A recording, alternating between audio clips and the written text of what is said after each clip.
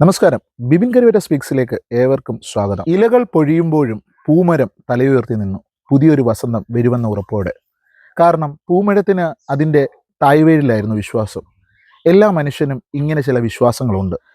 തൻ്റെ ചില്ലകളിലുള്ള എല്ലാ ഇലകളും നഷ്ടപ്പെടുമ്പോഴും മരം വിശ്വസിച്ചിരുന്നത് അതിൻ്റെ തായ്വേരിനെയാണ്. ഇന്ന് മനുഷ്യൻ അനുഭവിക്കുന്നതും ഇതുപോലെയുള്ള കാര്യങ്ങളാണ്. നിരാശാജനകമായ ഈ ലോകത്ത് പൂമരത്തെ പോലെ പ്രത്യാശയുള്ളവരായി നമുക്ക് ജീവിക്കാം. മനുഷ്യ ജീവിതത്തിൽ തളർന്നു പോകുമ്പോഴും തകർന്നു പോകുമ്പോഴും ഈ പൂമരത്തെ പോലെ പ്രത്യാശയുള്ളവരായി നമുക്ക് ജീവിക്കാം. മനുഷ്യന് ചിലപ്പോൾ അവൻ്റെ ചുറ്റുമുള്ളവരെയും അവൻ്റെ സൗഹൃദങ്ങളും അവൻ്റെ സമ്പാദ്യങ്ങളും ചിലപ്പോൾ നഷ്ടപ്പെട്ടു പോയി എന്ന് വന്നേക്കാം.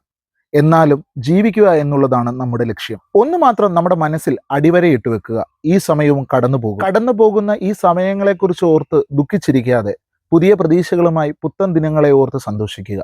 നാം തളർന്നു പോയതും തകർന്നു പോയതും അവരറിയണ്ട. നാം പുതിയ വസന്തത്തെ വരവേൽക്കുവാന്ന് അവർ ചിന്തിച്ചോട്ടെ.